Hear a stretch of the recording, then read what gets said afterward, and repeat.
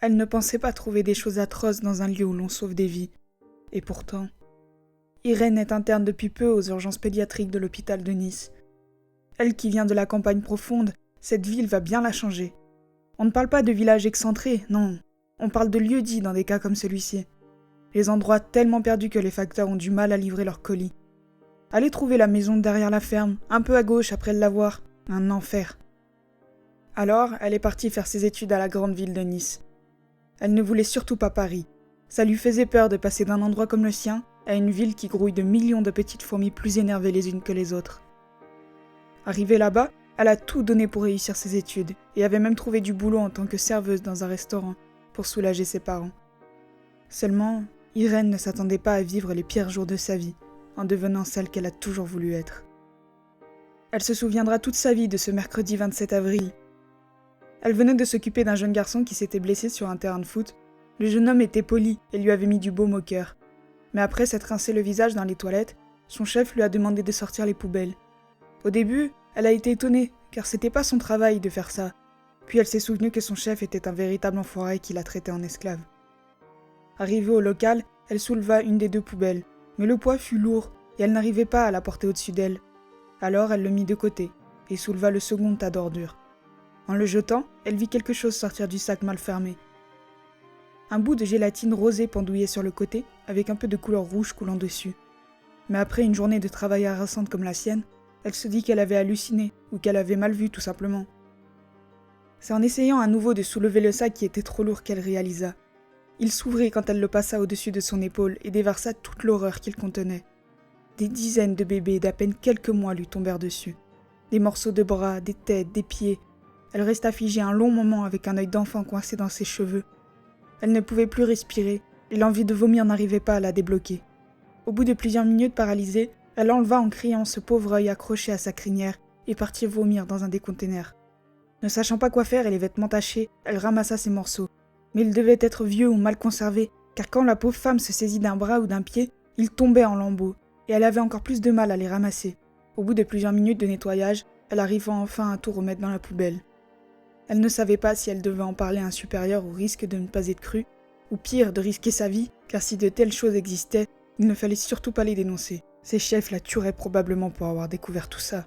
Mais elle ne pouvait pas non plus laisser passer ces monstruosités. Des milliers de questions se posaient dans sa petite tête submergée. Elle décida pour cette journée de finir son travail et se reposer. Ses vêtements étaient sales et puaient la mort. C'était atroce de passer à côté d'elle. Mais ce qui est étrange, c'est que personne ne disait rien. Pas une remarque sur ses cheveux poisseux, ni sur sa chemise aux traces rouges dégoulinantes. Pas non plus de réflexion sur son odeur nauséabonde. Et pourtant, qu'est-ce qu'elle sentait? Comme si un rat crevé s'était glissé dans son pantalon et fermentait avec la chaleur. Même elle eut du mal à rester jusqu'à 21h. Cependant, elle ne voulait pas partir plus tôt. Ça aurait été trop suspect. Quand sa journée fut terminée, elle rentra chez elle et se changea. Vite, se précipitait vers la salle de bain si réconfortante. Une douce odeur de rose fraîche flottait dans cette pièce. Mais quand Irène passa la porte, un nuage sombre recouvra son appartement. Comme si la mort elle-même avait pénétré à l'intérieur. Elle enleva une chaussure, puis l'autre, et vit ses chaussettes rougies par le sang. Elle n'avait pas vu au moment de la pluie d'enfants que Cécile avait sali jusqu'aux pieds. Avec horreur, elle enleva ses chaussettes, précipitamment son t-shirt ainsi que son soutien-gorge, puis ce fut le tour de son pantalon. Quand celui-ci fut retiré, un bruit étrange se fit entendre. Un bloc visqueux tomba au sol. Elle resta figée, la tête droite, avec son esprit qui lui interdisait de baisser les yeux pour regarder. Mais au bout de plusieurs secondes, il céda et elle regarda.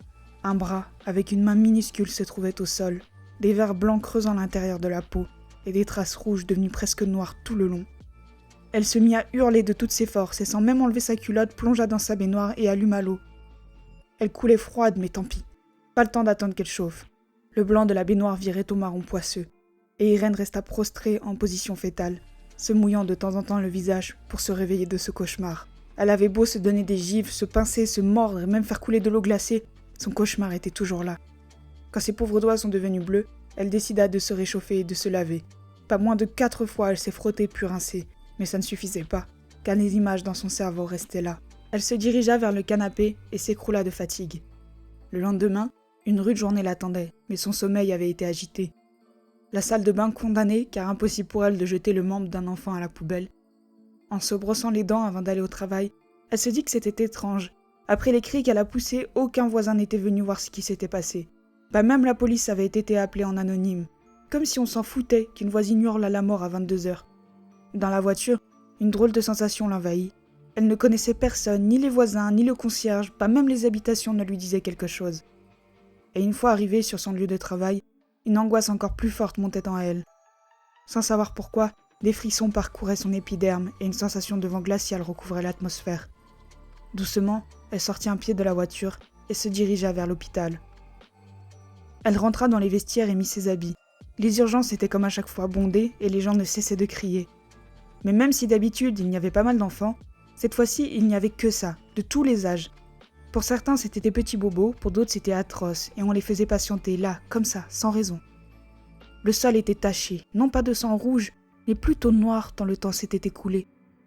Plus elle avançait dans le couloir, et plus l'horreur se dessinait. Elle trouva même un corps inanimé.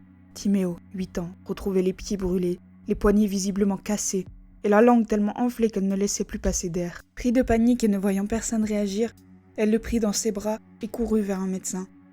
Étrangement, plus elle le regardait, plus elle avait l'impression de le connaître. Ses yeux verts lui disaient définitivement quelque chose. Et cette tache de naissance dans le cou en forme de cœur, c'était sûr, elle le connaissait. Des larmes commençaient à se frayer un chemin sur ses joues. Elle appelait les médecins à l'aide dans toutes les salles, mais personne ne répondait, comme si la pauvre femme n'existait pas. Elle rentra dans une salle qui était destinée à une opération et vit un enfant sur la table, les yeux grands ouverts et la fixant avec toute la peur du monde dans son regard. Un des chirurgiens vit la jeune femme et prit Timéo dans les bras. Puis, sans sourciller, sans un regard, le jeta dans un conteneur qui se trouvait là. Les pieds carbonisés du garçon dépassaient encore. Irène ne pouvait plus bouger, et ses yeux ne lâchaient pas ses membres qui bougeaient comme pour se débattre. Son cœur battait si vite et elle ne comprenait rien à ce qui se passait autour d'elle. Mais le fait de voir ce pauvre petit bouger, même si elle avait vu quelques secondes auparavant qu'il était mort, elle se précipita pour le sortir de là, et quand la tête de garçon se retourna, une voix brutale et pleine de haine lui dit « Pourquoi tu m'as fait ça? Qu'est-ce que je t'ai fait ?» Par réflexe, elle le lâcha aussitôt, faisant retentir un bruit sourd dans toute la pièce. Il rampait vers elle, avec un sifflement qui devait être le peu d'air qui rentrait dans son corps mutilé. Le garçon qui était sur la table d'opération sauta de celle-ci et se dirigea vers Irène. Il boitait, le genou complètement retourné et du sang coulant le long de sa jambe. Ses cheveux étaient rasés n'importe comment, avec plein de trous, comme quelqu'un qui se serait trop énervé sur cette petite tête blonde. Irène se retourna et courut le plus vite qu'elle a pu. À chaque fois que ses yeux s'opposaient, des corps d'enfants mutilés la regardaient puis se mettaient à sa poursuite.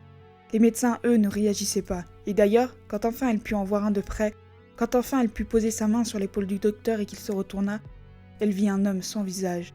Pas d'œil, pas de nez. Juste des espèces de formes aux endroits où tout ceci devait s'y trouver. Il l'attrapa et lui hurla des choses incompréhensibles. Alors, avec le peu de force qui lui restait, elle se débattit et courut à nouveau pour sortir de cet enfer. Elle prit les escaliers et les monta vite comme jamais elle ne les avait montés. Mais tout le long de ceux-ci, des choses atroces y étaient déposées. Des enfants d'à peine quelques mois jonchaient les marches, leurs yeux transpercés et leurs bouches grandes ouvertes. Elle n'avait plus envie de vomir, non. Elle avait dépassé ce stade depuis bien trop longtemps. Là, elle voulait juste survivre, mais dans sa course folle contre l'horreur, elle ne se rendit pas compte qu'elle était arrivée en haut du toit. Tant les corps étaient entassés, on aurait dit un champ de guerre. L'odeur était insupportable et les cris. Ces foutus cris qui ne venaient de nulle part mais qu'elle entendait en boucle. Des enfants hurlant à la mort, d'autres qui la suppliaient. Les mains portées à ses oreilles pour faire taire tout ce vacarme, les yeux à moitié ouverts pour ne pas regarder autour d'elle, et ses jambes qui couraient trop vite. Elle ne fit pas attention et sauta, s'écrasant ainsi au sol, un liquide noir et poisseux recouvrant le bitume. La pauvre fille ne se rendait pas compte. Malgré sa chute du rez-de-chaussée, bien qu'elle ait été persuadée d'être sur le toit, Irène n'a pas de blessure grave. Quelques égratignures sur son visage, une griffure sur ses bras, certainement due au stress, et des bleus pas très importants sur les jambes. Ce n'est pas la première fois qu'elle fait une crise. Elle est malade depuis ses 12 ans. Elle revient et déforme le drame qui s'est passé quand elle n'était qu'enfant. Placée dans un foyer, elle découvre l'horreur et la torture chaque jour. Des dizaines de pauvres gamins torturés, exploités et maltraités. Elle a vu ses frères et sœurs de foyer chaque jour, avec de nouveaux bleus. Parfois, en se cachant de la marâtre, elle tombait sur un corps inanimé, mais ne devait surtout pas hurler, au risque d'y passer elle aussi. Quand toute cette histoire a été découverte, elle a été en hôpital. Déjà car elle était en sous-nutrition, et également pour vérifier sa stabilité mentale. Malheureusement, Irène resta enfermée sur elle-même de longues années sans dire un mot, et avec parfois quelques crises, jusqu'au jour où elle a commencé à revivre en déformant son vécu. Depuis, son esprit est prisonnier de son passé, et personne ne peut rien y faire.